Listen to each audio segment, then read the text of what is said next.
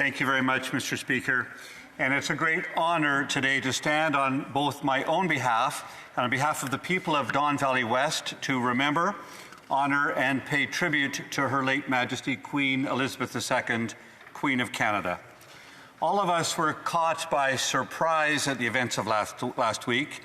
We knew in our heads that this day would come, but in our hearts, I think we all hoped it never would. My first thoughts are to those who mourn this loss most deeply and most personally.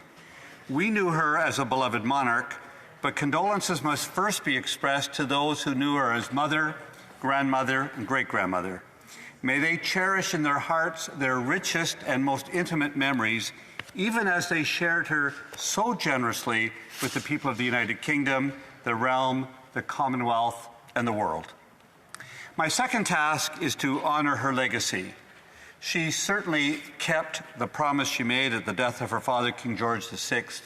More than anyone could have ever imagined at that time, she faithfully lived up to her pledge when she said, "I declare before you all that my whole life, whether it be long or short, shall be devoted to your service and to the service of our great imperial family to which we all belong."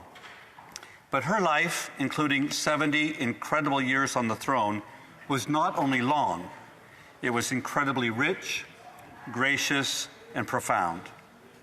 And thirdly, I take this moment to wish long life, good service, and a rich legacy to King Charles III, to whom now, as a member of this Parliament, I do pledge my allegiance with historic words that I do swear that I will be faithful and bear true allegiance to His Majesty King Charles III.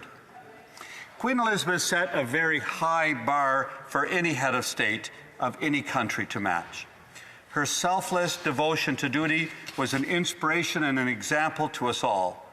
She was not only respected, that comes with the crown, but I would say she was deeply loved by Canadians. That love, respect, and admiration was born not out of her position, but because of her person, the person she was, a woman of compassion and warmth, of grace and dignity, of mischief and joy, of wisdom and experience, and of a deep understanding of her people in Canada and throughout her realm. I, like most people in this House, most members of this House, have never known any other monarch. She was a constant in our lives, reigning by example, with hard work, calm under great stress and difficulty, persistence and the honoring of tradition, but always willing to adapt to a changing world. My earliest and most persistent memories of the Queen were from Christmas Day, year after year. And for as long as I can remember, I can still hear the voice of my mother ringing out throughout our house, "The Queen, the Queen," as we were all called to stop whatever it is that we were doing, gather around the television and watch Her Majesty deliver her annual message, a tradition I keep. Even with the internet, I watch it on television.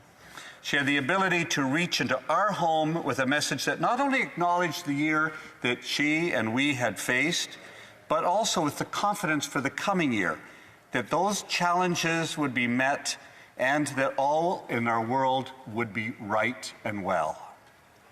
We saw Her Majesty mostly from a distance, even with her many visits to Canada, but I had a few opportunities to meet her in person. The first was in 1977, as we celebrated her first 25 years on the throne. The then Prime Minister, Pierre Elliott Trudeau, invited young Canadians who had excelled in the arts and sciences to a state dinner in Ottawa. Luckily for me, he also included some young Liberals, so we got in under the bar. They sent us a protocol sheet on how to meet the Queen and the Duke of Edinburgh, and it even had a note on how to eat our asparagus. We learned that we should not use a knife and fork, but pick them up with our fingers because that's what Her Majesty does. Who knew? We were nervous, but as the Queen entered the room, our shoulders dropped, her smile welcomed us, and each one of us had a chance to tell her our story, and she listened and she cared. To be in the presence of royalty is humbling. To be in the presence of Her Majesty Queen Elizabeth was overwhelming but in a sense of that kind of humility that she brought made us at ease. There's a story told of the Queen which may or may not be true. If it's not, it should be. Apparently she had a habit of occasionally escaping from her most favorite home, Balmoral in Scotland, and she would take her own car and visit shops in neighboring communities. One day she went into a shop and made a purchase, and the clerk at the store said, you know, you look very much like the Queen. The Queen simply responded, how very reassuring.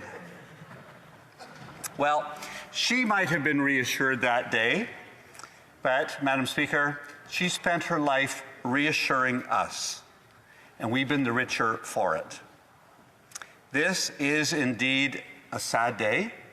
It's also a day for celebration, a day for celebrating a life well spent in the service to others. This House and parliaments around the realm will be filled with words of tribute, admiration, superlatives used to describe Her late Majesty Queen Elizabeth II. And they're entirely justified. She was our longest-serving monarch. She was respected around the world. She joined in our most important moments of joy, and often with a mischievous smile engaged with us. She gave us an example, made an example of her life for all of us on how to live a life of service, of duty, of dignity, and decency. She was remarkable. May she rest in peace and rise in glory, even as we say, long live the King. Thank you.